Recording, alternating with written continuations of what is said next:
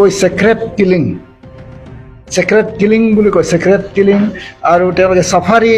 মানে কি বুলি কয় হত্যাকাৰী তেওঁলোকে যে ভাড়াতীয়া লৈ আনি কাকবাক নহ'লে কাকবাক হত্যা কৰিবৰ কাৰণে যি প্লেনিং কৰা সেই প্লেনিং কৰাক ইয়াত হৈছে বুলি তেওঁ কৈছে আৰু এইটো হৈছে নেপথ্যত আছে বোলে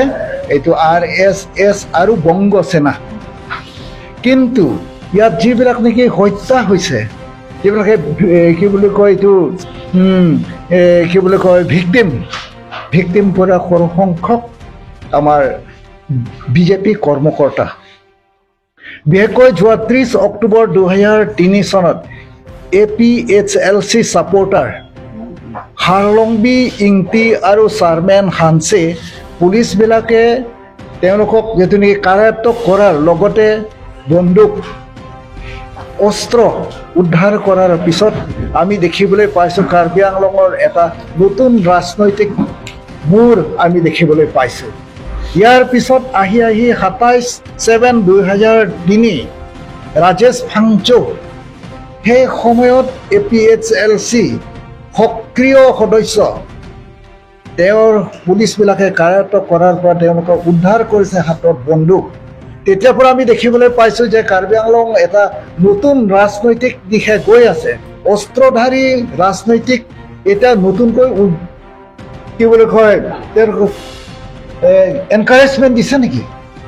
আমাৰ মাজত প্ৰশ্ন উদয় হৈছে তাৰপিছত আহি আমি দেখিবলৈ পাইছোঁ 20 এপ্ৰিল 2024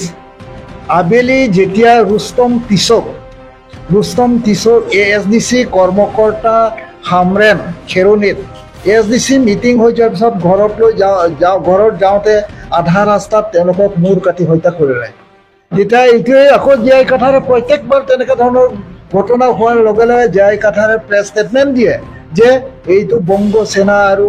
RSS সকলৰ কাম বুলি তেওঁলোকে সদায় প্ৰপগণ্ডা কৰি থাকে আৰু আহি সেইদিনাখন 11 জুন 2024 শুকুৰি তেচপি ইয়াত ডিফুৰে আমাৰ 3 কিলোমিটাৰ লামডিং ৰোড তাক হত্যা কৰাৰ পিছত আকৌ জীয়াই কাঠাৰে কৈছে এই একে ষ্টেটমেণ্টতে দিছে সেই একে ষ্টেটমেণ্ট আকৌ দিছে যে যোৱা 24 মাৰ্চ 2024 চানডে ৰয়েলছন ৰংহাং বিজেপিৰ এইটো কি মানে BJYM যুৱ মৰ্চা সম্পাদক তেওঁ হত্যা কৰাৰ পিছত দেখিবলৈ পাইছে যে তেওঁ আকৌ সেই ষ্টেটমেণ্ট সেই একে ষ্টেটমেণ্টে গোটেই ঘটনাবিলাক বোলে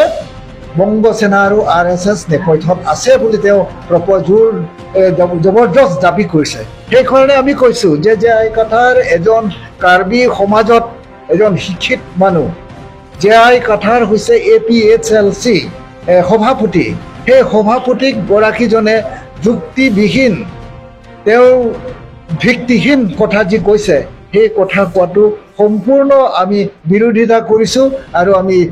ৰিজেক্ট কৰিছোঁ তেওঁ যি ক্লেইম কৰে যে বংগ সেনা আৰু RSS বিলাকে যি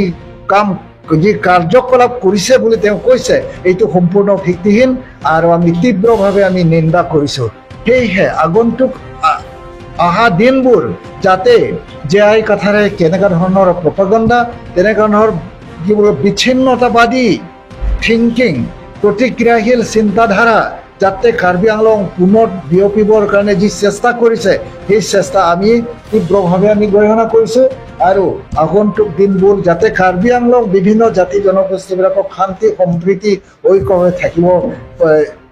ৰাজনীতিক হিচাপে আমাৰ বৰ্তমান CEM ডাঙৰীয়া ডক্টৰ তুলিৰাম বঙাই যি পদক্ষেপ লৈছে সেই পদক্ষেপ সকলো জাতি জনগোষ্ঠীবিলাকক আমি সঁহাৰি জনাবলৈ আৰু যিমান কাৰ্বি আংলঙৰ যি উন্নতি কাম কৰি আছে সেই উন্নতিৰ কামটো আৰু ইয়াতকৈ আগবাঢ়িবৰ কাৰণে আমি তেওঁলোকক আজি আমন্ত্ৰণ জনাইছোঁ আৰু আজি যি প্ৰেছ মিডিয়া যোগে আকৌ তেওঁলোকক আমি পুনৰ তেওঁলোকক প্ৰত্যেক চিটিজেনসকলকো আমি অনুৰোধ কৰিছোঁ হ'ব